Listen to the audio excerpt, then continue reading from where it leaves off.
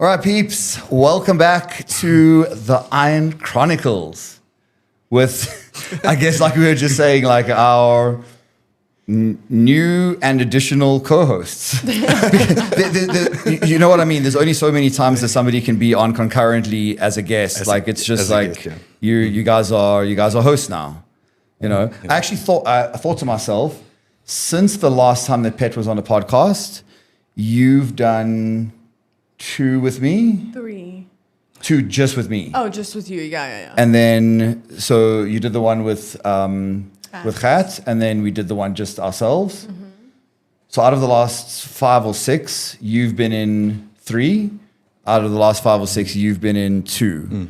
And Pet's only been in 1. So also, we recorded a few that didn't actually happen, or because of camera or technical issues. Motherfucker. Well, let's just leave it at that. The previous 2 in the venues most informal settings were cursed. What do you say? Is it the most expensive informal settlement? Yeah, indeed. That's how I feel.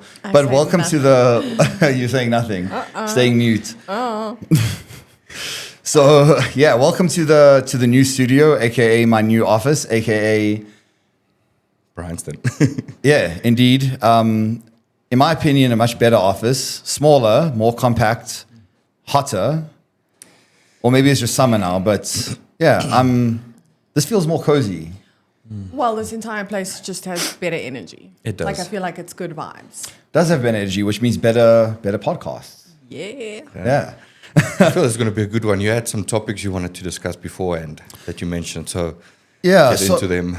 so my thinking, and you guys can tell me if you agree with this or not, because you're also co-host now, is I never really wanted this to be exclusively bodybuilding, because for something to be exclusively bodybuilding, now you're talking about, shows, athletes, etc. From a bodybuilding perspective, I wanted it to be informational. So, topics about nutrition or training or, Q&A sessions. But I really just wanted it to be about life from the perspective of people in the fitness industry, coaches, athletes, etc.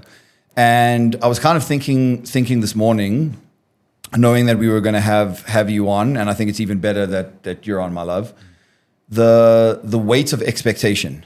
Because I was reflecting a lot on kind of when I started coaching at a high level with Pro Physique, and I remember thinking, like, I wonder how long it's going to take me to get my first pro card, for an athlete. And I was like, maybe I won't ever get one, And it happened really quickly, which is great. And then, obviously a lot more followed, and you and Pet followed this year, the most recent ones. Well, Sharice, the most recent one. But then it's like it happens so much that it becomes an expectation. Mm-hmm. And then it's not... You've set that standard now. Yeah, you've set the standard, and now it's a matter of living up to a standard that you've set yourself, which only a few years ago was almost unthinkable that you would get there. Would you and now it's just expected. Would you say that athletes come to you with that expectation that Matt Waits will turn me pro? I do think so. I do think so. And also there's a lot of pressure in the system, right? Because as you rise, the climb, and I want to say the view, is very different. So like someone that you may have seen as competition in the past may not be competition to you now. Mm-hmm. Or someone, like the bar keeps raising. Yeah, and absolutely. Good way to say it. Yeah, like as the bar raises, you yourself as a person have to evolve to every level of that new expectation that you've set for yourself. Well, you see, you've already touched on something that I thought was incredibly important, is that if you are defining your success by the expectations that others set for you, I think regardless of how well you do, you're doomed to failure. So if you are constantly if you're defining success by the expectations that other people set for you, then no matter what you do, no matter what you accomplish, you're going to fail. So you need to be setting those expectations and those standards for yourself, and that is what's going to define your success. Because from other people, failure, it's always going to be a moving target, right? Yeah, and also, I don't know, maybe in our we're quite old. We're 38 years of life. Okay, 38 years of life. We're 38. I thought we were 39. We're going to be 39. Okay. In a couple of months for you. I have more time. But Do you feel like we're at that age where only the milestones count? So like for me, the difference between 35, 36, 37, 38, 39, it's all the same shit. It only matters when I turn 40 now. yeah, it only matters when I turn 40, but your body reminds you much quicker before you get to that age. Like you get these weird aches and pains. Like this morning I have a pain in my hip, and it's not my hip that I have. It's not your injured hip. It's not my injured hip. It's the healthy other one. hip. It's the healthy hip. That is I'm now just saying, like, no, I feel left out. yeah, I'm a little bit like fuck off age. Like it's quite rude. I don't think it's that. I think it's similar to what you said about it's what you make it, the internal. Yes. Like, am I going to make myself feel old because I think of a certain number now? I've reached a certain number now. I'm supposed to feel old. I think it's very hard for me to say because I'm 24. So I don't think this is a discussion that I can be part of right now. Definitely not, but you're pivotal to it for us because we're surrounded by people that are younger than us, that are looking up to us, which just, by the way, is also a lot of pressure. You know, internally for us, it is a lot of pressure. I don't know that. I mean, it's a standard that we have to live by. I mean, if I'm going to tell you tomorrow that something is incorrect in your behavior, which, you know, you and I have very honest conversations about, am I holding myself to the same standard? I see what you mean. It's like you need to be practicing what you preach. Exactly. Yeah, I cannot be the person that is going to be the judge, jury, and persecutor in your story if I'm not the thing. So is it in alignment with my moral codes and values, my social ethics, my whatever? So it's a lot of pressure for us, I think, being at this age. And you guys are a constant reminder to us, like when we're at a music festival and I'm touching my lower back and I'm like, oh my gosh, I've been dancing for 8 hours. I need a bed. And the rest of them are like chilling. They're like, I feel good. And I'm just like, how? I've never interpreted that specifically as an age thing because my back has just been fucked since I was young.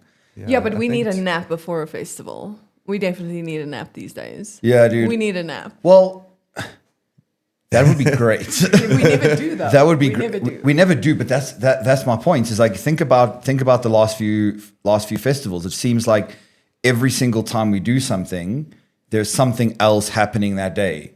I have athletes competing overseas, or I have athletes competing here, or there's some kind of other obligation that we need to fulfill. So every time we say, listen, guys, the next festival, we have to make sure that, or you and me, hey, baby, before the next festival, we need to take a nap. The intention is always there, but we never do it because other shit comes up. And I blame you for that shit because let me just quickly point out what happens. We have a festival coming up. I plan nothing, meaning I don't want to train legs on the day of a festival because I know I'm going to be training legs at the festival. Do you understand what I mean? It's like strategy. I don't want to either. Okay. Every single time we have gone to a festival, Matt trains legs in the morning, or something has happened and we've missed a training session during the week. So it's like we have to get that Saturday in. That's been the issue. That's been the issue. And that Saturday always happens to be a leg day. Fuck. So, just skip legs. I'm sorry. I'll just skip legs. So for me, I'm completely drained every time because I'm just like, Matt, dude. I'm completely happy skipping legs now. It's never going to happen again because I ain't competing anytime soon, or if ever again. So I don't need to train legs every single week. Yeah, I do.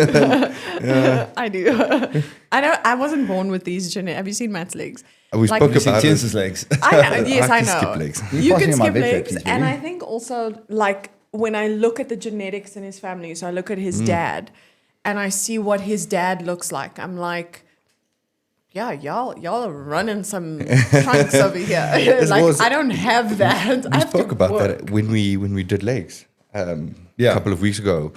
You said both yourself and myself is quad and calf dominant. We need to work on hamstrings. Yeah, so it's like, but even then, it's not like our hamstrings are bad, weak. Like, they're just weak in relation to our quads and calves. Yeah. What was the topic that you wanted to bring up? I'm curious because you made me very excited. No, that's what it was. Like you know, especially with you being young in general, being young in the sport, having turned pro so quickly, that wasn't an expectation of you, was it? Right? I didn't have that expectation of you. No. I was like, we're getting experience. It's like the show is another notch in the belt. It's learning, etc., etc. Now that you've gotten that, how do you feel like that has changed things in terms of your expectations of yourself? And how do you feel like that has changed things in terms of outsiders' expectations of you? The way that it changed for me personally was before that show, I've only done 2 shows. I haven't placed in any lineup, whatever. So I was always looking at Pet and 1D and Valj, like, you guys are very confident in the ability you guys have and what you might reach in the sport because you've got the proof. Like Pet won Arnold Classics, 1D's won multiple NPC shows, and Valj has been competing for years, and now he's won his PCA overall. So it was a thing of, well, where's the proof to say that I am the kind of bodybuilder that I think I am? And after going through the prep with you, seeing the changes, really getting to a look that I was like, okay, now this is objectively can be a very good look in a bodybuilding sense, like the small waist, big legs, all that stuff. And then winning the pro card was like, okay, this is now your proof that you can be, or that you can kind of believe in yourself when it comes to external validation or like, yes, you've ticked that box now. You've won a show, right, in your 3rd bodybuilding show. So for me, and I said this to Pet in the week, that from a bodybuilding standpoint, I've never been in a better space because I see it now. And it's there. It's just now I just need to put in the work and the time and trust the coach to get me where I want to be. And in my head, it's like I'll be there inevitably, wherever I want to be. So that's the personal thing. It gave me the little chip on my shoulder, if I'm going to put it like that, to believe in myself. Not like for external validation, or because sometimes I do actually forget that I won the show and I am a pro. Like I'm like. People ask me, like, what do you do? And like, no, I'm a bodybuilder. And instead of saying I'm a pro bodybuilder, no, I'm just a bodybuilder. Yeah. So Not just a bodybuilder. Yeah. I've also never once said that about myself. No, you haven't. Yeah. Ever. And it's not that I want to or like I feel like I need to. It's just if you had to ask me as a stranger, like, why are you so big? I'm like, I'm a bodybuilder. I don't think about the show that I've won or the meals that I've prepped, or I'm just a bodybuilder. I'm a guy who lifts weights. Can I ask a question though? Because obviously, when it happened, I mean, it was a very tough prep. It was a tough prep. Yeah, and I remember towards the end having conversations with you where I was like, my dude, prep's fucking with you. Yeah. Like, prep is fucking with you. This is what happens in prep. Back yourself. What was the turning point for you in getting yourself and your mind in that space of like, I'm going to win this pro card? Leading up to that show? I was actually the day before the show. It was the registration fuck up. Yeah. And that's when, and we spoke about this on the previous podcast. One of the previous was, Pet's a very outward competitive person. He's very vocal, and that's how he is, where I'm a more internal competitive person. I won't vocalize it. But when like that. that. Yeah, but when that shit happened, I was like, I'm going to show you fucking cunts. Sorry to say this. Like, and I remember It's Iron Chronicles. You can say cunt all you want. and we drove back from the venue from check-ins, and I looked at Nicola, and she's like, how are you feeling? And I said to her, I'm fucking ready. Well, I'm going to show them. And that was like the first time me actually verbalizing in bodybuilding, like, this is what I'm going to do. Yeah. And nothing's going to stop me. Not going to lie, it did feel very weird and strange because I'm not that person. But it also felt good. It was cathartic. It felt, and then Pet won his pro card. I was like, oh shit, okay, so it's real. And then I really wanted to win the card as well. And then backstage waiting for it to go on, I was like, okay, just stay calm, be present, because that was my goal actually, was to just be present at all times during that whole period, during the whole peak week, during the whole show. It's my goal in life, bro. Yeah, just be present. Like your previous 2 shows, you weren't present, and you kind of can't remember how it went, you know? Yeah. So trying to keep present, staying backstage with you guys, like just talking about anything except bodybuilding kind of helped. But then the moment I went on stage, it kind of was like a switch that just flipped. Like, okay, now you in that flow state of this is all that matters, and you don't really see the crowd. You're just hitting the poses, and then, and then it I won, and it only hit me like 2 weeks later that I won. So everything was like delayed, but it was still there, if that makes sense. I don't know. I totally get it. I'm going to come back to you with the same question, but I want to pose it to you first because I think this is going to be an interesting one because I know it's severely changed for me. But there are no expectations on you when you come into this industry as a coach. Now, you've been doing it for just over a year now. And I think within a year, you've built up a really, really solid reputation for yourself, locally and internationally.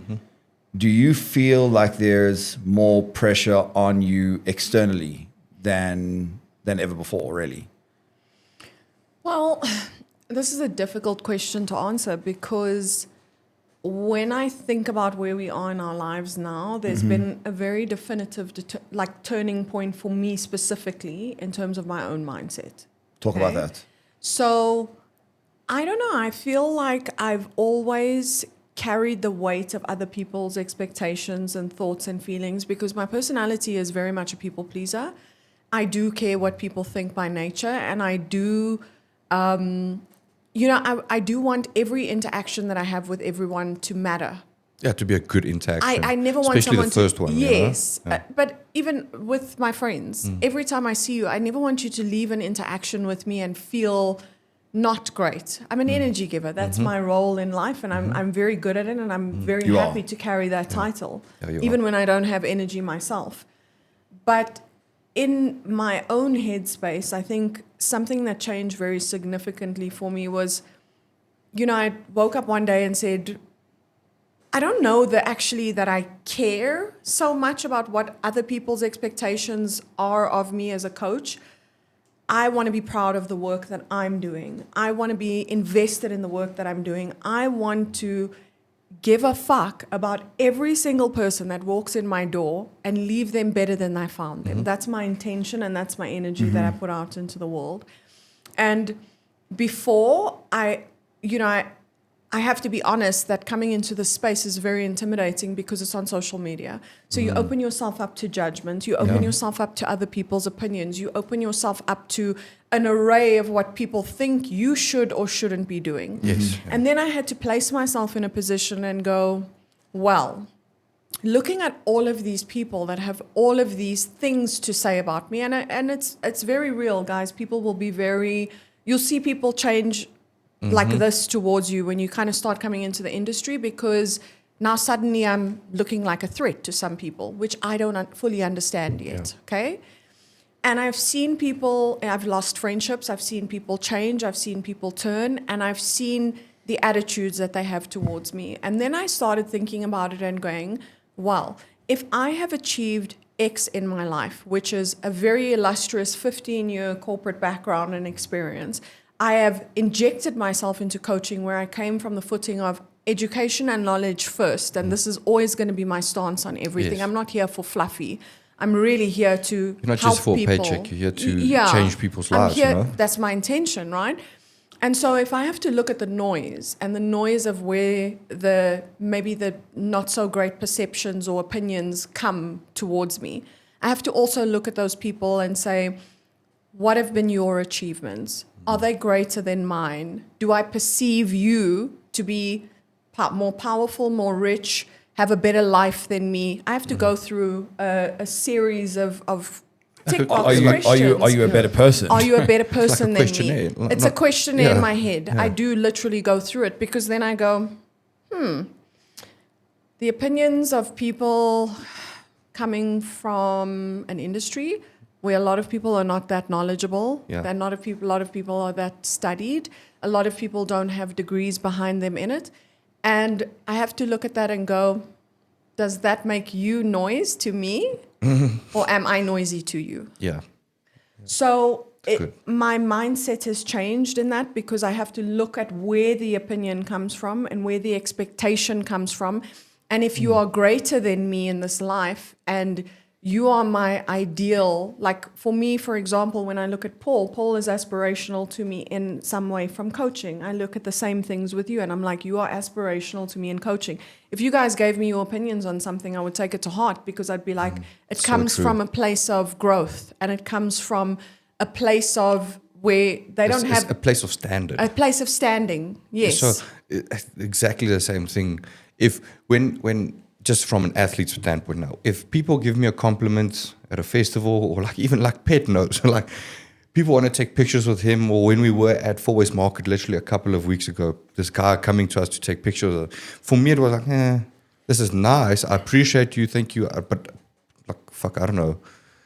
But when my coach tells me my check-in, like, bro, this is a great check-in. It's like it carries so much more weight. Yo, like if C-Bum sent you a DM and was like, holy shit, man, you're one to look out for. Exactly. It would mean more than like some Just random fucking person saying, exactly. It's like having an opinion without context about something that they know nothing about. And the problem for me comes in, those people think their opinion carries so much weight.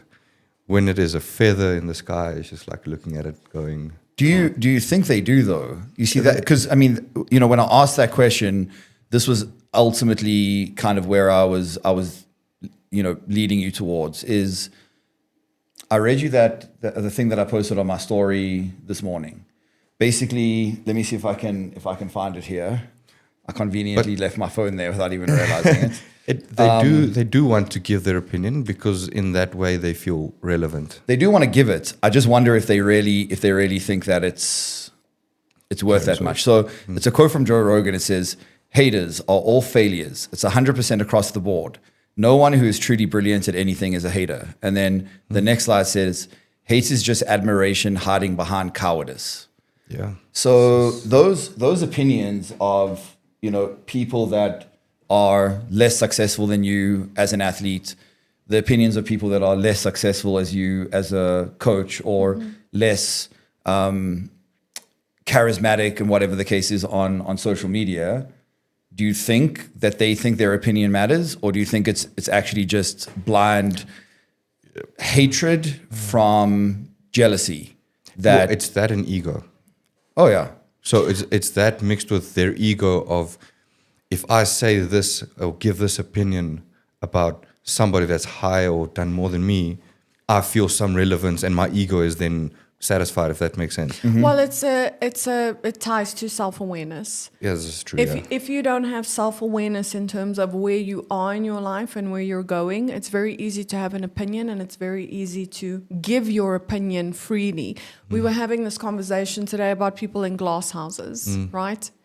If you've never achieved a level of success and in something, in an arena, maybe it's bodybuilding, and you have a lot to say about someone as a bodybuilder, or an opinion that is negatively faced towards that bodybuilder, who are you? Exactly. Who are you in the grander scheme of this thing called life to think and believe that you have the ability and the strength and the power to have such a big opinion? I want to put the word audacity in there as well. It is audacity. It's like, you really don't. But I think if you get really down to it, that's not their opinion. Their opinion is probably that you're fucking amazing, and I wish I looked like that, or I wish I was like that, or I wish I had that personality, or I wish I had the beauty, or I wish I had the charisma, or whatever the case is. If I befriended you and I made effort to be your friend and have you in my life, that wouldn't be your opinion, was it? Yeah. It would have been much different. 100%. So now you're just sour because I don't like you because you're a... I can't say that word. Because you're a bad person and I don't like you. Yeah. But I mean, look, not all opinions are negative. Like, I feel there have been people that have come to me and said to me, I really love your content, but I would like to see X. And I'm like, lovely. It comes from a good place. It comes from a place of wanting to know more. But that's more feedback, isn't it? It's feedback, that's not right? Opinion, that's feedback. Yeah. But the instance when we were at the farmers markets, I mean, I was sitting there and I was watching the interaction go on, because I saw the guy come from far and he bumped his friend and he went, oh my gosh, that is Pet and Theuns. And then it was like, oh my gosh, there's Coach Matt. And they were so excited and like, you know, riling themselves up to come and ask for the, and I was laughing at this. Such a weird experience for me. Wow. But it was such a jarring thing for me to watch, because I was just like, I forget how many people can see our lives, and I forget how many people are following your journey, and I forget how many people, I mean, that guy was so excited and it took him so much just to come and say, hey guys, can I just have a picture with you? And I was like sitting there and I was like, it's not about fame. It was just about, wow, somebody positively remembers you as having an impact in their brain. And you're now sitting in the experience and going, shit, this is weird. Like a random person came to me. But actually, it's so deep in the fact that somebody, somebody aspires to be like you or sees you like a bodybuilder. It just goes back 100%. to like, you never know who's watching. Yeah. Phats and I was saying this to her the other day because, as you know, like social media algorithms fucking confuse the shit out of me. I think people pretend like they know how the algorithm works, but I don't think anyone really knows how it works. I think there's a huge... It's rigged, that's all we need to know. There's an element of like you do the right thing, so you put out good content, you do it on a consistent basis, At the right time. I think like certain people can get luckier than others in terms of that one piece of content goes viral and you gain a lot of followers or whatever. But I was saying to Phats the other day, like, you know, you go through these periods of time where you get huge spikes in engagement and then you go through periods of time where there are big lulls. Mm-hmm. But even when you're getting the lulls, if you put out a reel that gets 2,000, 2,500 views, it doesn't sound like a lot because you're comparing it against maybe content a month ago that got 10,000 views. Mm-hmm.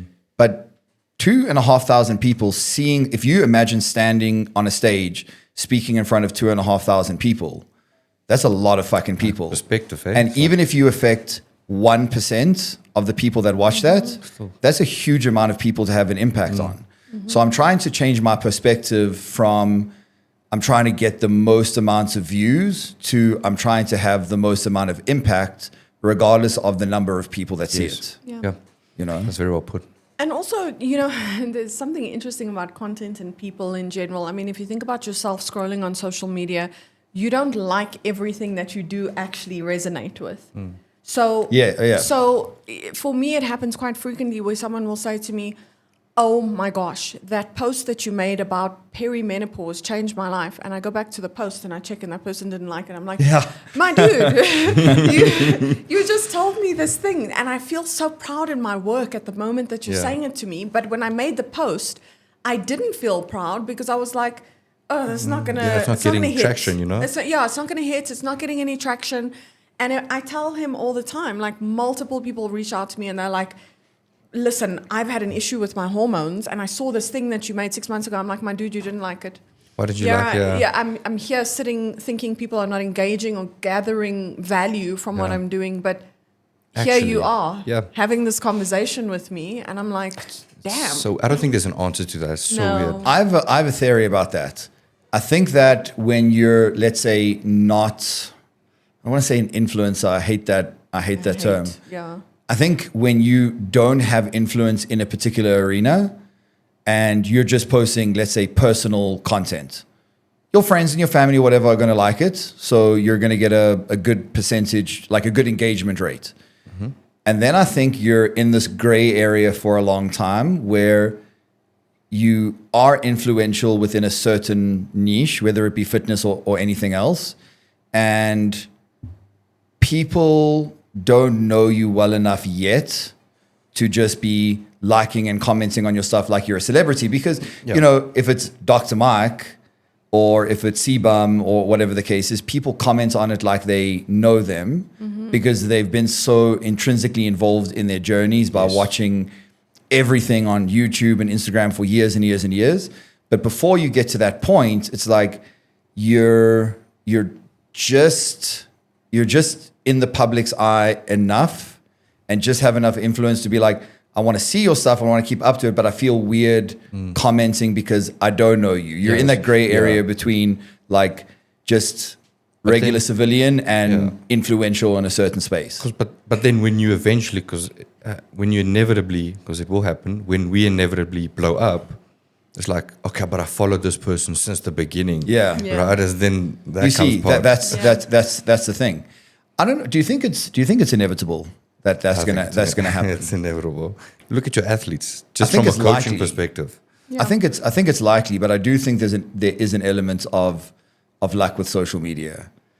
Well, I think also it's about what resonates, right? Like there was this study that they did on influencers. So I'll give you my pet peeve right now. My pet peeve is watching female influencers do get ready with me stuff, like where they're putting on their makeup and their sunscreen in the morning and putting on their clothes. I'm like, who the fuck cares? Actually, like who the fuck cares? Do you think I want to wake up in the morning and watch someone brushing their teeth on social media and putting their clothes on? What? Yeah. Is what you mean brushing their teeth, but filming their ass in a G-string? That's basically what they're doing. It upsets me to the largest extent, and I don't know if it's a me thing, because when I look at the content is getting a lot of views, a lot of likes, a lot of engagement. So I read this study the other day that says content with ass is going to get a lot of views. Yeah. But I read this study that said that when people are over enthusiastic in a period of like maybe it's 15 to 45 seconds or whatever it is, it gives us, the viewer, a dopamine fix through the quick enthusiasm that we're seeing. And also there's something to it to be said that people enjoy watching other people do things that they don't. So for example, if I'm in the gym, and this happens to me on my stories all the time, okay? Because I post when I'm in the gym. And I'm training so hard, and I have this ugly face for that last rep. And Impossible. Anyways, I look like I'm dying, like I can't get the weight down. I swear to God, that stuff, for some reason, gets a significant amount of likes, engagement, whatever.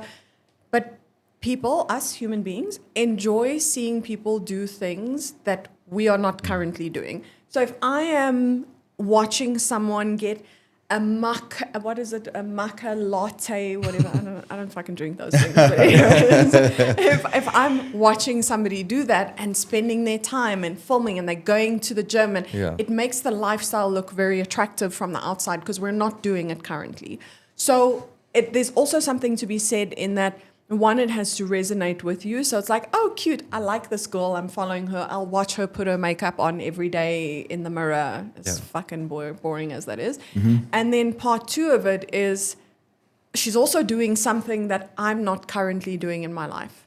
So there is an appeal to that. Like even with bodybuilders, people perceive, I mean, if you look at something like Sebum, getting married recently, we're all like, oh my gosh, it's so beautiful, it's romantic. He's getting married in the countryside to Courtney. Now this you want to like get married as well. You also want to get married as well, and you're thinking about these soft, wispy touches, everything, the music he used when he did the post is beautiful.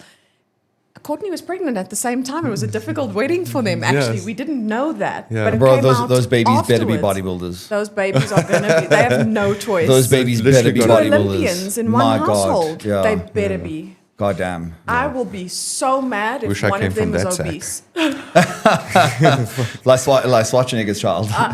Well, he lost weight now. Did he? Really? Yes, he lost weight. But does he look like Schwarzenegger's child? No. Or is he just like... The face does, but not the body. The illegitimate kid does. Yes. Baina. Yeah. What's Joseph Baina? I have no idea. I know celebrity gossip and news, so I do not. I know his whole life. Yes, But it's funny, back on what you say, how do you think then, like the bro chat, you guys know about the bro, how does that blow up then? Because that's not something that we don't do in a podcast sense, because not everybody goes on podcasts, but it's just a bunch of boys chatting shit. Well, I'll answer that question downstairs. So I told him an interesting anecdote, which I'm probably, there's maybe one or two details that I'm getting wrong. But the guy that invented the Whoop strap, when he was originally trying to get investors. Oh, I read this. You know about this, yeah. So when he was originally trying to get investors, nobody would invest in the technology because they're like, this is stupid. It's not a watch and you're wearing it on your wrist. Like put the time on it and maybe we'll invest. And he was like, no, they're 100 other fitness devices that are also watches, and then people just use them as watches, and I don't want my thing to be that. I want people to know that it is advanced and it is for a very, very specific purpose, and they refuse to invest in it. And then I think it was Kobe, right? Yeah.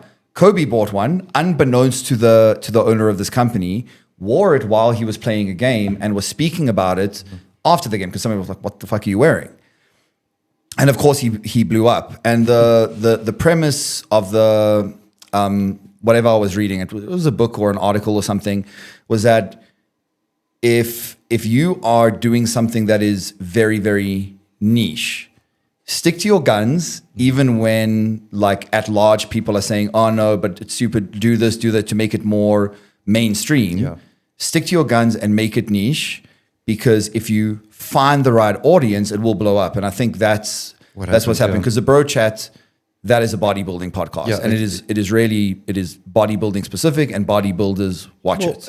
It is bodybuilding specific, but it's also they talk about such stupid shit sometimes that is so funny for us men. I mean, I don't know. I don't want to use one of the examples. So what I mean is, do you think that there's anybody that's not a bodybuilder, or at least a weekend warrior, that's watching it?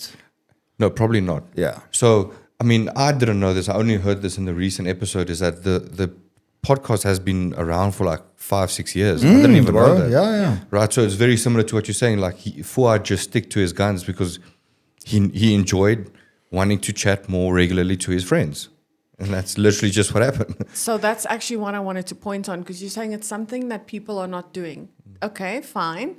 I think what resonates is that it's a friendship.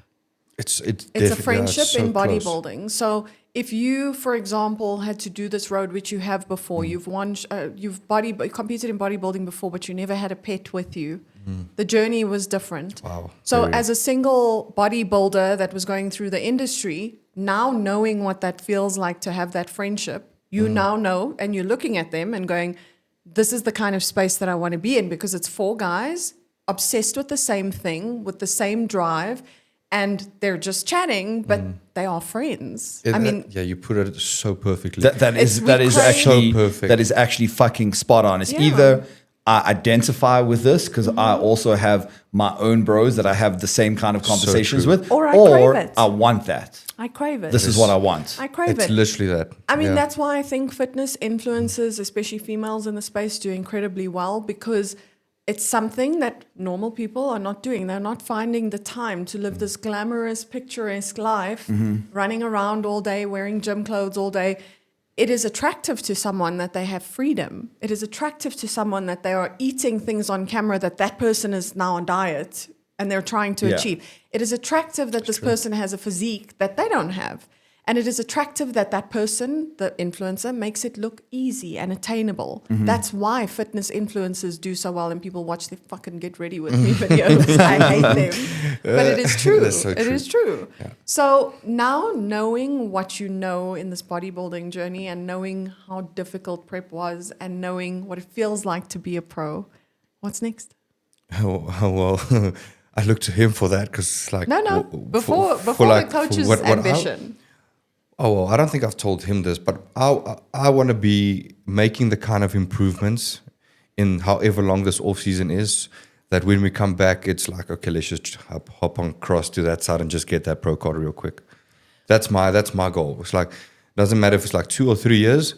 I would love to do a show in the federation that I'm a pro in, but if I'm ready to go to the other federation and turn pro there, and then why not, you know? Yeah. But So that- I'm striving for that kind of insane progress, Yes. and we've started. Well, T showed me a picture that was taken, his check-in picture that was almost a year to the day. like literally to the date, yeah. Oh, to the day from To the date, yeah. from today. From this week check-in. Yeah. Oh, okay. So it was the 27th of August this year, and then last year. Yeah.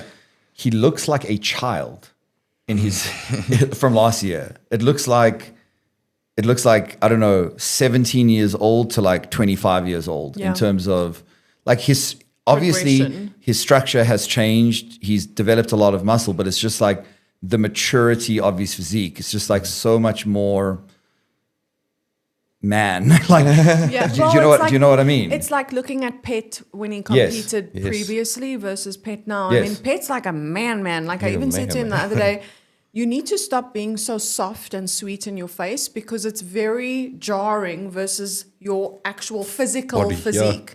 I agree. mean, if Pet walks into a room, he garners attention because he is an obnoxiously large human. But he's also... He's obnoxiously large now. Obnoxiously large. You know, Pet, every time Pet hugs me, he Squeezes the shit out of squeezes you. me, but he lifts me off my feet, and I'm always like, Pet. Yeah, he doesn't know, bro. He doesn't know. realize how easy it is for Yeah. him. And outside of that, he is the sweetest, most like squishy Marshmallow. little human. I just want to, but it's jarring for me. I'm like, change your temperament. It doesn't match your physique now. Yeah. So, like, the one thing I wanted to say about Theuns, just to go back to the August versus August now. If I think about Theuns, just think about your first experience when you met Theuns, and you walked in the door. And he was the quietest person I think I've ever met in my life. He said nothing. It was He was more very like quiet that night. a yes, ma'am, no, ma'am. He was very quiet kind that of night. approach with me. Like I almost feel like in his brain he saw Matt as the school principal. Yeah. And then he didn't know where to place me. So it's like principal's wife. Like, how do I treat her in this scenario, exactly, right? yeah. In the hierarchy of my brain. And I'm just thinking about the growth of Theuns. Oh, yeah. And- Do you guys know that a year ago was the famous Dolstrom experience? Oh my gosh. Was Last- it? last Oh, weekend, yes, it last was. Sunday. It was. You're right. You're right. Indeed. Different The person. most harrowing experience of my life and Same. yours. Literally same. Fucking Yeah. horrible. So, interesting question, because you raised it a little bit earlier. He said that the first time that he ever was aware of me was the first podcast that I did with Jesse. Oh, Years wow. ago, It was yeah. what is it like to be a bodybuilding coach? Yeah, it was how to be a bodybuilding some coach, some yeah. title like that. And he said, he thought at the time I would love to be coached by that guy, but he's probably way too expensive. So I said, I've heard that so much. What was it that gave you that impression? Well, it's a lot. It's a few things. I mean, I'm very attention to detail, and I can kind of, similar to you guys, pick up energy quite. So while you were speaking about bodybuilding and how to be a coach, it wasn't just what you said; it was the way that you said it, with so much belief. Like there are coaches in our country and overseas that make content and try and copy your content, but Do you think people try and copy my content? yeah. Yeah, I've But seen it. yeah, but then you look at this video and it's like this. You feel like you're reading. There's like a piece of paper behind the camera where you're just reading off of the script. He speaks like an encyclopedia. Yeah. He's very scientific. Yes. So Yeah. you kind of the way that you articulate yourself and speak about something with so much enthusiasm and knowledge, and then you get coaches that I don't know how to explain. You can just feel that this person literally watched Matt Wade's video and he just copy and pasted what Matt Wade said. He didn't believe it himself. I promise you probably don't read up on a lot of the stuff before actually taking the reels that you do, the educational reels. No, a lot of because it, it's ingrained knowledge. yeah, a lot of it It's is already ingrained. there that Yeah. you don't need to go read up about. Like, what is the protein intake again? Okay, so let me do Yes, my reel that's- now. that's You know what I true. mean? Yeah. You just go with it. And so I already had the feeling that I would love to be coached by this guy because the attention to detail that you spoke about. But then I was like, no, he sounds like he's expensive. And then, and then literally, I think 3 or 4 months later, coached by Matt Wade. So, and then a year later, turned pro. Were you afraid of him? At the start, I was, yeah. It I was going to ask, what were the other impressions that you had of me once you had met me? Well, once I've met, I could feel the standard that you were operating on, and it was a very intimidating standard. But at the same time, it was like, this is where I need to be. I need to do everything I can to stay with this coach, and that's kind of where it was not wanting to disappoint you, and then it kind of not wanting to disappoint you in other areas. So it Yeah. was like, and now I'm at a place where I feel so much more like you guys are not just my coach and the coach's wife. You are Phats, a very close friend of mine. Yeah. You are Matt Wade's a very close friend of mine, but you're also my coach. Yeah. Yeah. But now it went from you were my coach and then my friend, now you my friend and then my coach. Yes. I It think you're swapped also. over. I agree with that. You guys are also family. Yeah, I was going to say it's extended family. way Yes, beyond. family. That's Yeah, the way word I was beyond looking friendship for, now. yeah. It's family now because, like, just to give the viewers a depiction of what we experience. I mean, we live in South Africa. This is one of the most dangerous countries in the world. Okay, top 10. Yeah, We are there, I can agree with that. and I think it's literally like proven. It's proven. There are statistics Well, I mean, on I'm this. pretty sure that is based on a- crime stats. yeah. Yeah. So when we go out, we have to be very cognizant of where everybody is in the circle because we're like super protective. Okay.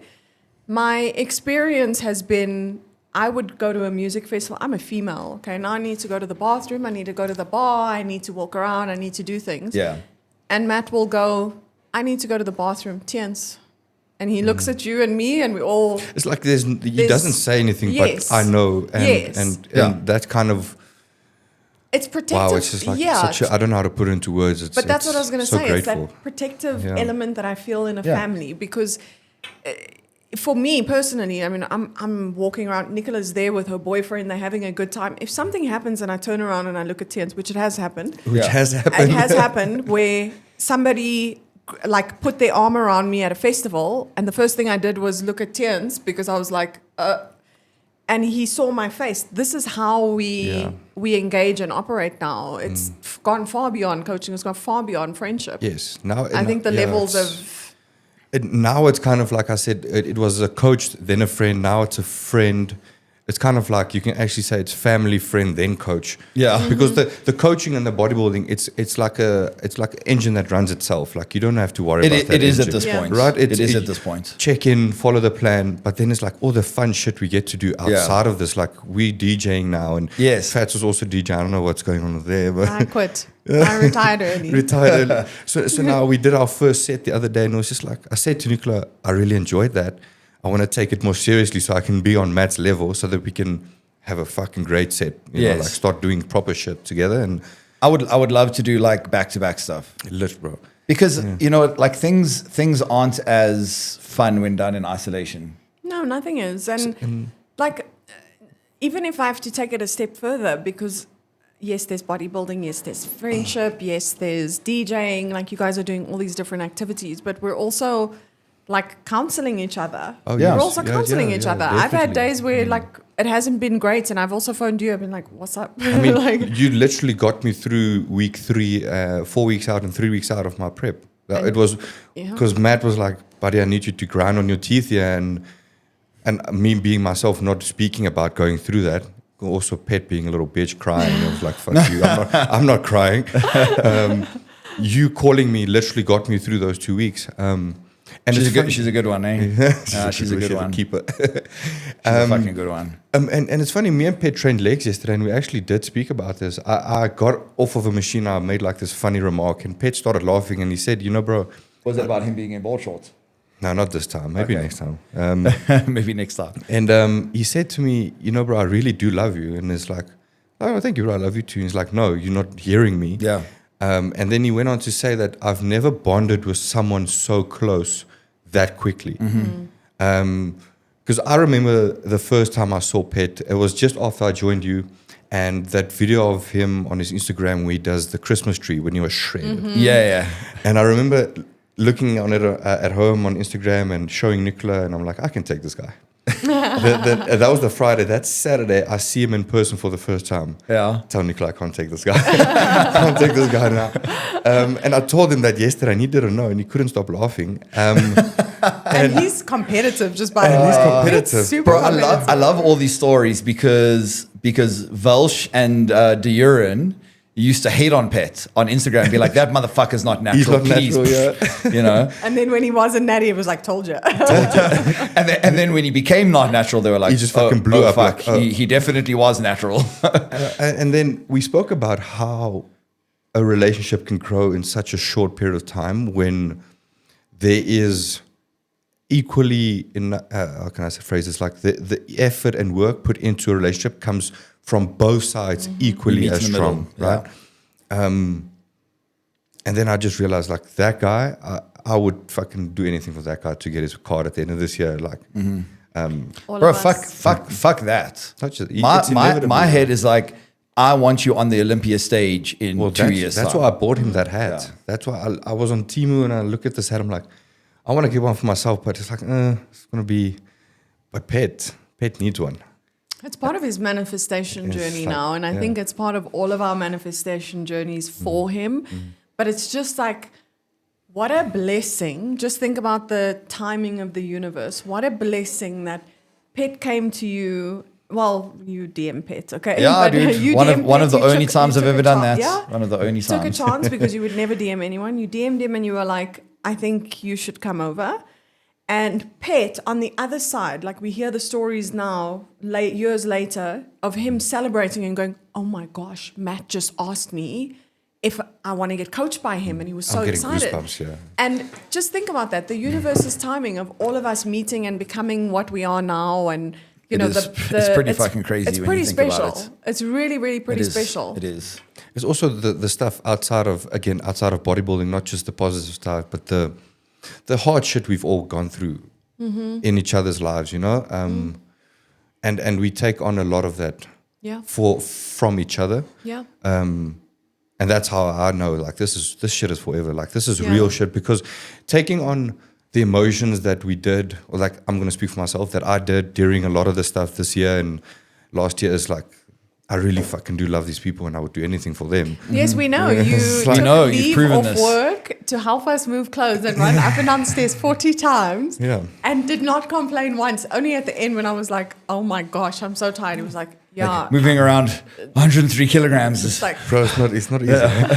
Not easy. Some guys struggle to get over the 90s, and here I'm carrying 103 around like it's nothing. In the off-season, not even pushing food or anything. So it's like well, I mean, you, Nix, Velge, like all of Everyone, yeah. all of this group were there for us in our most difficult season. You know, so the way that I think about things is like straight out of the gate in our friendship. You guys were there during very difficult times and stuck around and helped us so much.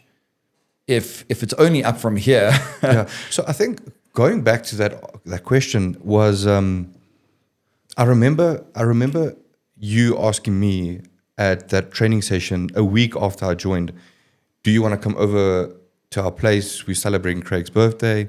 And then I asked you, can I invite Nicola? Yeah. I think after that experience, maybe why I was so quiet, yes, I was a completely different person, but also it was kind of like this is such a surreal feeling, because you guys have probably heard this quote from Alex Hormozy or Chris Williams, one of the two. They said that when you leave your old group of friends, you are in this gray area of not having new friends in this new endeavor that you want to pursue. And then in line with your goals. In line with your goals. And then when I went to your guys' place that night and then dinner after a couple of weeks, I was like, so this is me stepping into this new friend group that's aligned with what I want to do in life, not just bodybuilding. That felt surreal, and I think I just kind of didn't know what the fuck to say. I get that. I just remember him walking in, and I met his girlfriend, and I was like, "Ooh, ball of energy, love her, Love her. And then she was like fiery during the night, and I was like, "Okay." It's the red hair. She got some sass, some Fendi energy. She had Fendi energy, and I loved her from the moment I met her. Do you remember when they went home? I was like, that guy has such a cool girlfriend. Yes. And I know. That was her comment. Yeah, I was I like, know. That guy's girlfriend is really that guy's cool. girlfriend is the shit. Yeah. I was like, he's so quiet. Like, I don't know about this kid. It's very quiet, very quiet, very quiet. And then I was like, I was like, I'll bring him out of shell. is he mixed race? I get that a lot. Do you know why Phats just said mixed race? Well, Because the other alternative is getting people in trouble. Yeah. So obviously our terminology in South Africa for what we name ourselves is derogatory in other countries. Yes, and I get that. So, I mean, I tick a legal government box to say that I am that. You should have asked me what box do I tick. That's Yeah. I mean, don't you guys think, though, I mean, there's an element, I mean, you could answer it because you are of that population. Isn't it offensive to say that you can't call yourself that? No. So I think the backlash, at least from the way that I perceive it, I'm only giving you my intuition and my perspective. Currently, I am working with American clients. Okay, so I'm cognizant. Like, I'm not here to be offensive. It's not about what I think. It's about what would be appropriate to the 95% population that I serve, which is American. And, you know, if I have to have an argument about that, then it kind of actually looks not so great on me. I see. Because I would like to be inclusive and I would like to make sure that I'm not offensive to anybody. Got you. I'm not only speaking about Americans, I'm speaking about in general. Yeah. My personality is not to be offensive to anybody. So I don't take offense to it because I'm more like, oh, well, this is the world. I mean, if you had to tell me that, maybe tomorrow we were having a new client who came to me and said, I identify as a wolf, I'd be like, oh, I don't know if this is the levels of identification I'm not, comfortable with. Yeah, like go house somewhere else or something. Yeah.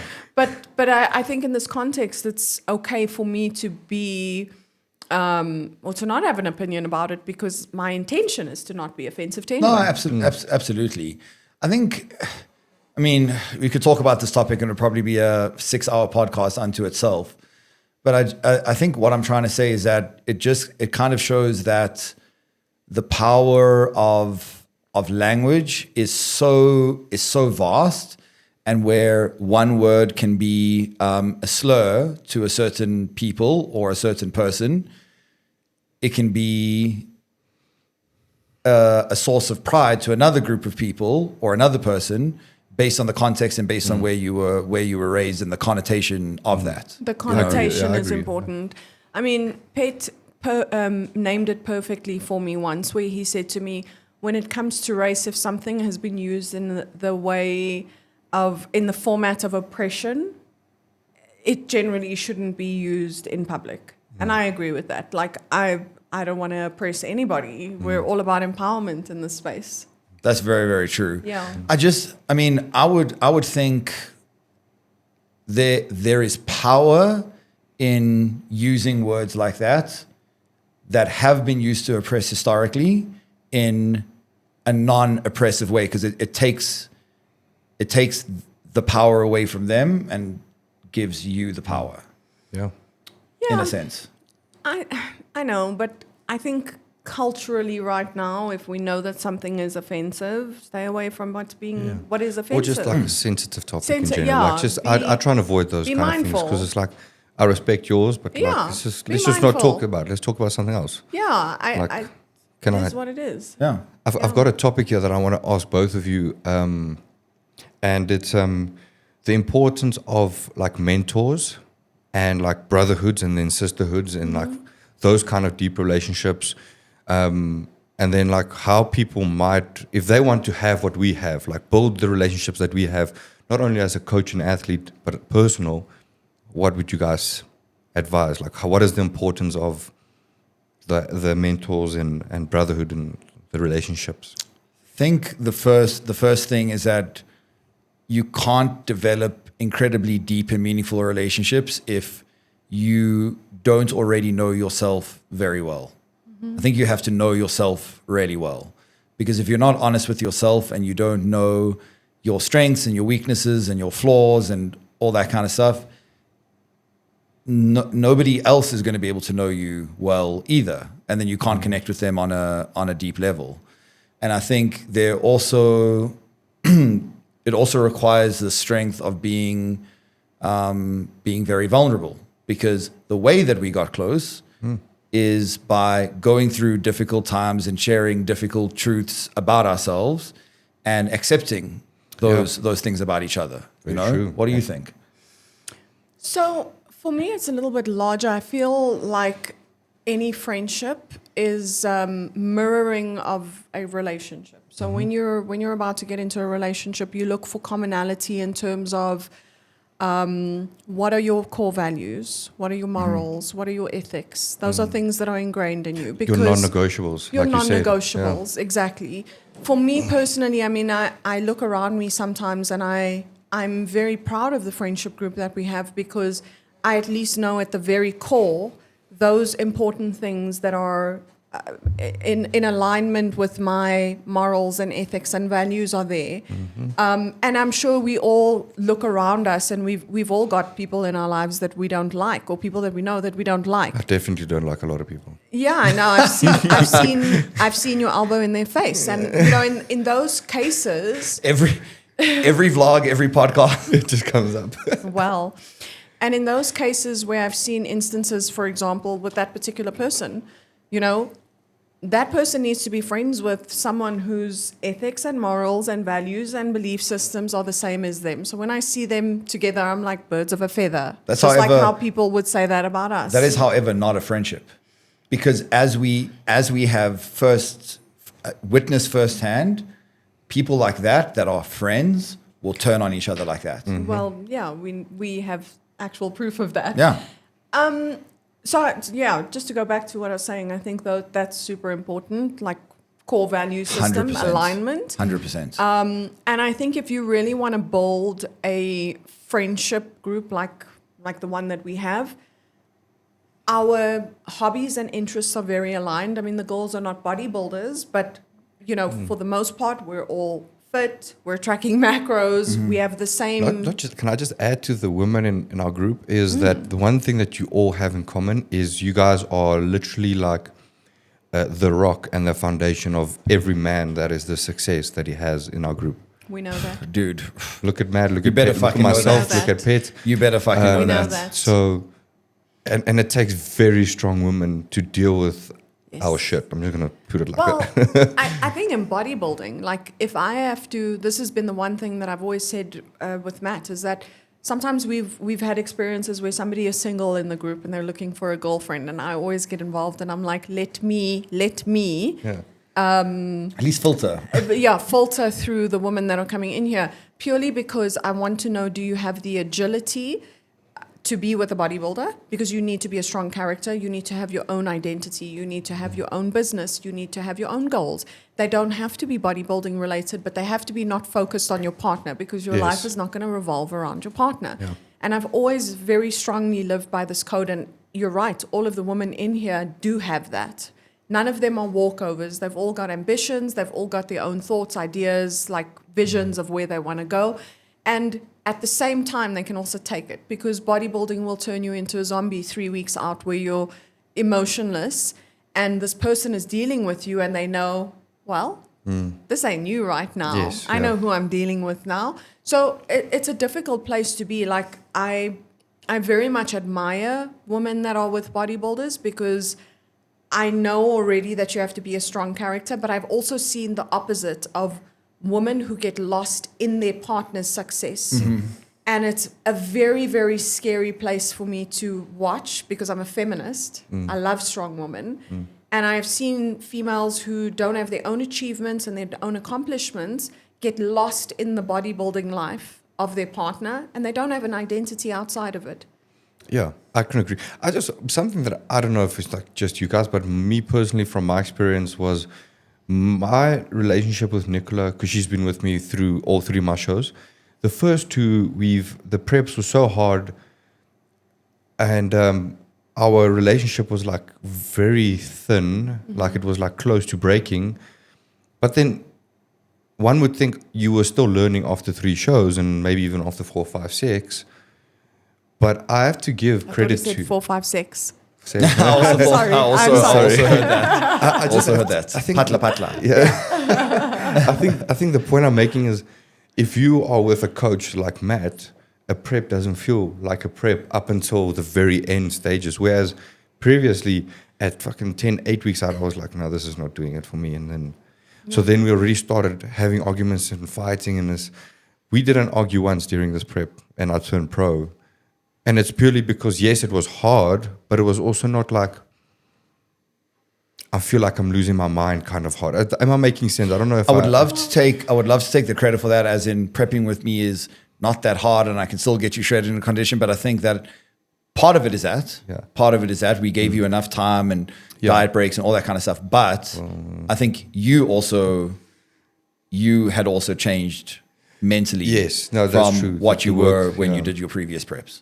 a lot of work has been put in to that as well. But again, just to the people in your life, it was because of a large part of the reason why I put in the work with, therapy and like self-reflection and self-development is looking up to guys and relationships like you guys. Thank you. And I've said this to you guys multiple Well, times. I was just going to say that Phats has mentioned on a number of podcasts we did. The one that we did, it was just you and me, and you were like, the intention of me, or no, maybe it was with Khat, and it was like the intention of me competing was a huge component of me was setting a standard for all the guys that I knew that were going to compete after me and say like, this is how you should conduct yourself during prep. You also set a standard. You also set a standard and be like, this is what it looks like to give support to your boyfriend or husband who's going through this experience, who's acting like a puss, Yeah. I don't know if I'm going to have to bleep that out. He's acting like an asshole, but you understand where it comes from. And even if you do have a gripe with him, don't air it in public. Never. Do it privately. Look, I think it's also just something that's ingrained in me, and that, and I think Leila Hormozy also said this. You coach your partner in private, and you clap for them in public. That is you clap for them in public. That is so hard. That goes hard. That goes hard, and I live by it because, you know, I don't believe that I'm the perfect wife. I have many, many, many things that I have to work on. But the one thing that I will credit myself for is that every single time that Matt has been in a prep, no matter how, because you must remember I was also overweight for the first like 6 shows that you did, or 5 shows that you did when we were together. I think it was only, maybe 3 or 4, whatever. But yes, whatever. Yeah, so I was going through my own stuff about my own weight and how I felt about myself. But I recall being like, I don't want to, if somebody has a goal and they have a vision and they have something that they're working towards, I want to be part of the process and not a stop sign in the road. I don't want to be a detour. And I've always taken pride in that, and I take it very seriously, especially with like females that come into the group. I'm like, listen, you need a vent about your stupid ass boyfriend that's doing the stupid ass bodybuilding show that you freaking hell don't understand, for them to stand in a bloody bikini on stage. Okay, fine, I get it. You bring your troubles here.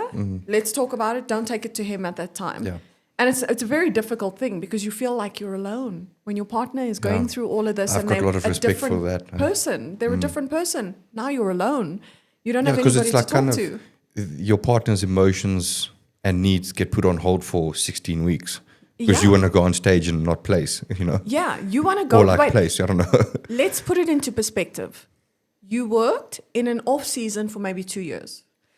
Okay? Who, me? No, I'm just In general. in okay. general. This is like I'm drawing the blueprint of a bodybuilding journey. Okay, so you would work for 2 years to get to stage.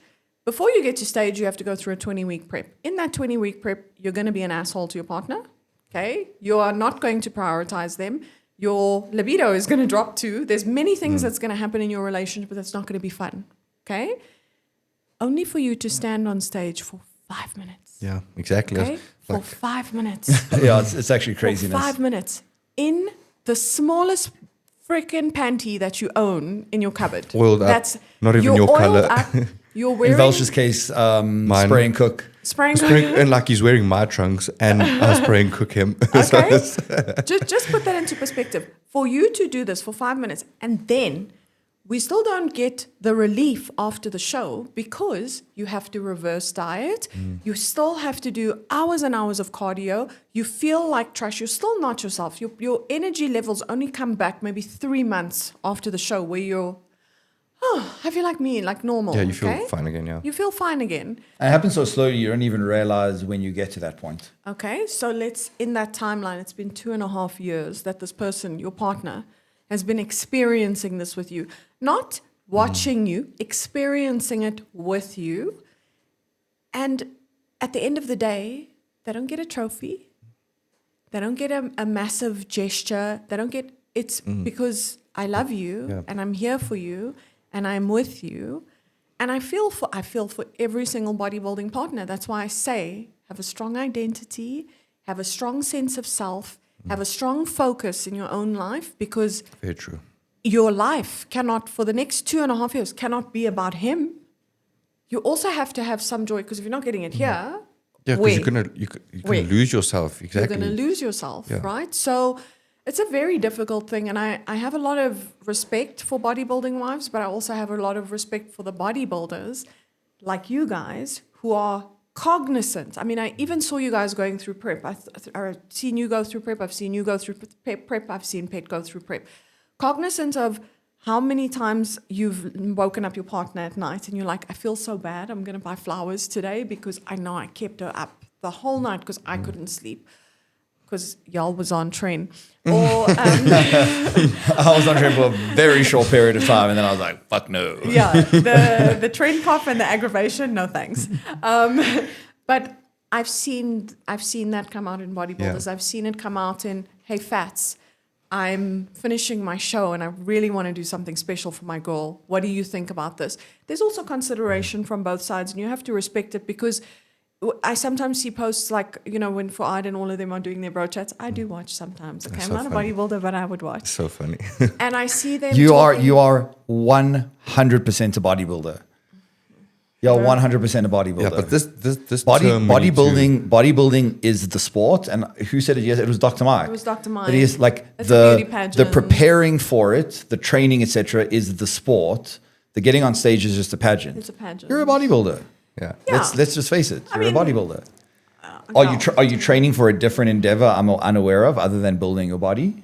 No. I mean, for me, it's investment in self, and I have changed Yeah. my body. So it's fair Yeah. to say that. I have changed my body from what it TK looked like. wants Would you accept say that that, you've though. built your body?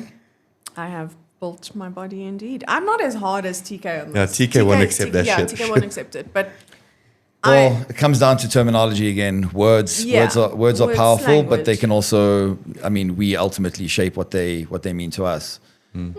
But I wanted to raise something, because remember that we started this with kind of like, the weight of expectation. What's interesting, let me put it this way: the only expectations of myself that have held any value and have been meaningful to me are the expectations that she has of me, because she holds me to higher standards that I even hold myself to. Wow, that's powerful. That is the kind of person that you want to be with. Yes. Yeah. That is it can be fucking frustrating at times. It really can be frustrating at times. But I wouldn't have it any other way, because I wouldn't be where I am if I wasn't held to those standards. And that for me translates so clearly into almost every relationship. You asked about our friendships and how did we get to where we are? How are we this close? Part of that is because we hold each other to very high standards. Very And true. if you're doing some bullshit, you're going to get called out by fucking Everyone. 20 people. That you know? is so true. That's well put. And that translates into the coaching thing as well, because Phats and I were talking yesterday, and I said, listen, I sent this communication to a client. Is it too harsh? Like sometimes I don't know. And basically the premise was that this guy had joined. He's a lifestyle client. He's actually the cousin of a really top level client of mine who's just come off his first competitive season. And he's, doing what beginners do. It's like not communicating, not checking in, not doing the things. And then the solution is, oh, let me book a call with you. And so I sent him through the call scheduling link, which is charged. And he was like, oh, is a call not covered in my fee? And I said to him, well, listen, here's the deal. I have 150 people that I'm working with. If 20% of those people want to book a call with me on a weekly basis, that's going to be, what is that, like 30 people? That's an extra 15 to 30 hours of time for my week, which adds an extra 5 to 6 hours every single day, which then means that instead of working 9 or 10 or 11 hours a day, I'm working almost like 16, 17, 18 hours a day.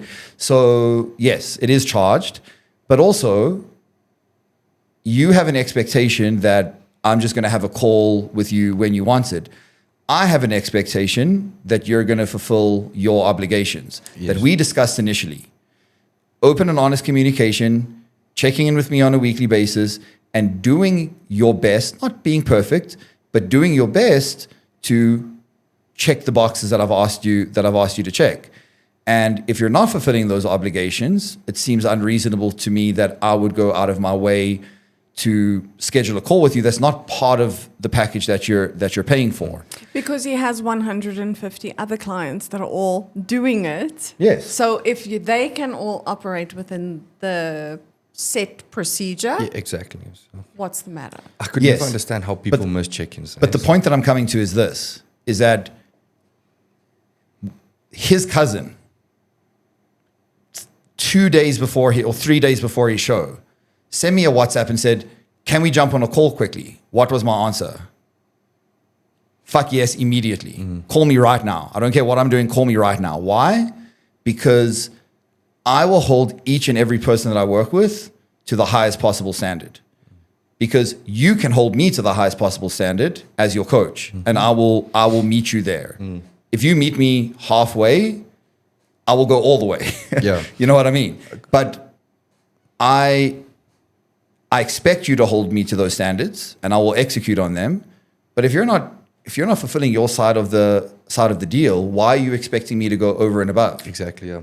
And that is how she operates with me. That is how I operate with her, and that's how we all operate with one another. Exactly.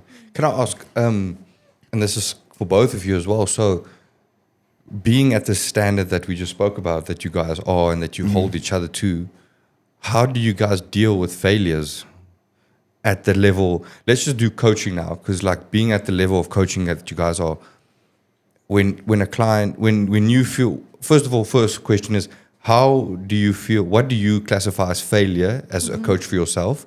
And then secondly, how do you deal with that failure? You know? How do I define my own failure? Yes. Yeah. As in coaching, in bodybuilding, and whatever, and then yourself.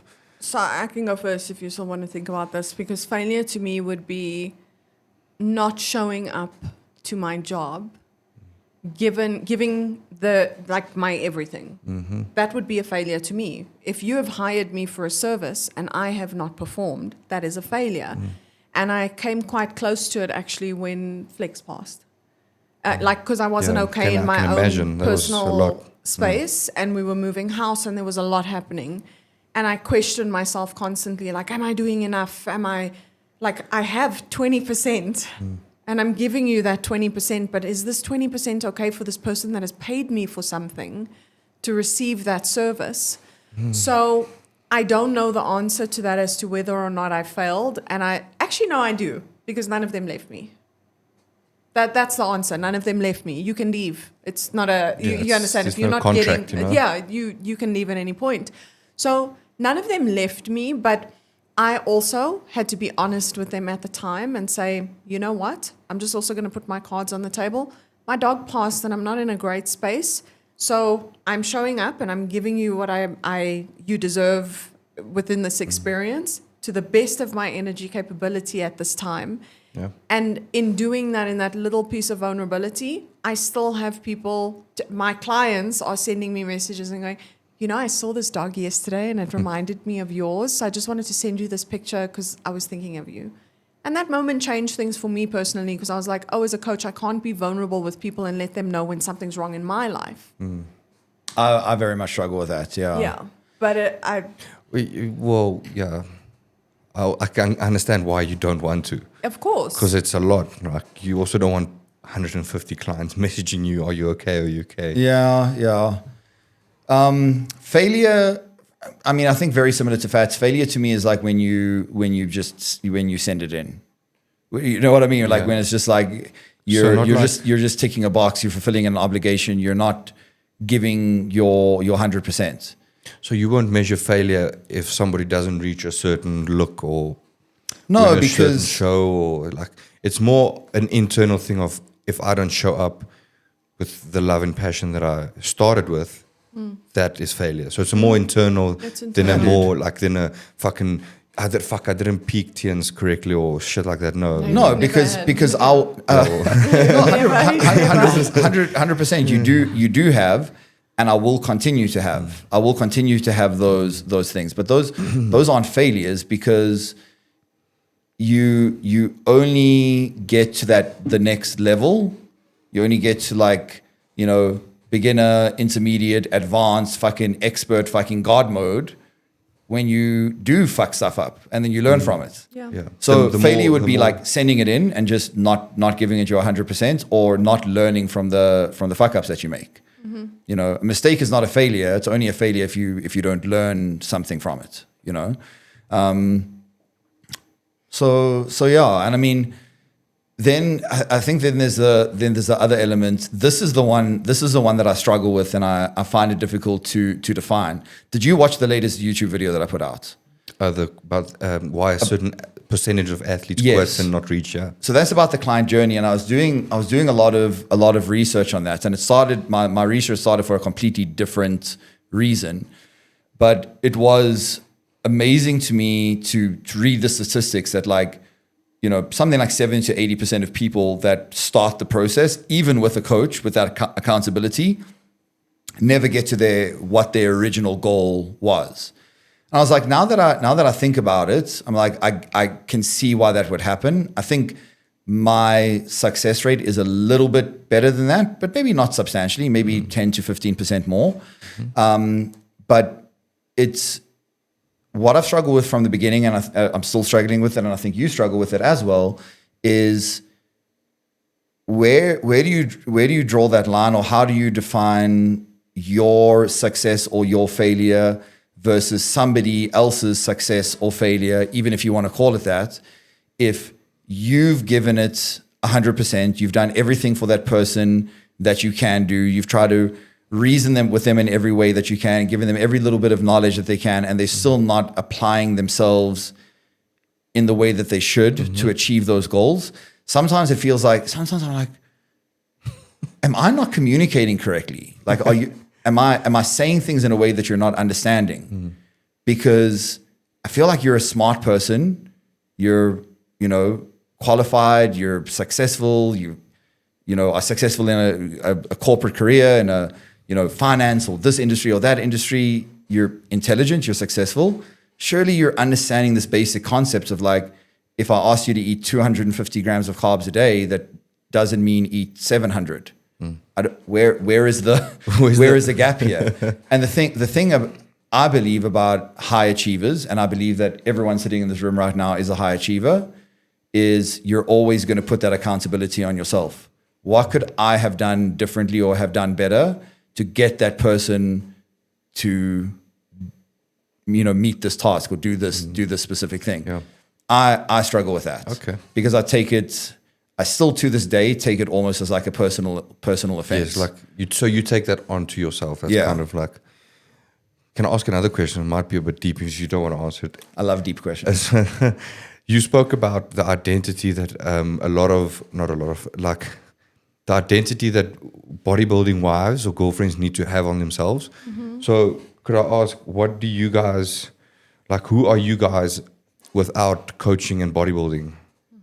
Outside, like, who is Matt Waits outside of coaching and bodybuilding? Who is Fatima Rhoda Waits outside of coaching and bodybuilding? It's like, Never said my whole name like it's that. like a full Gavi. My government name. That is also a very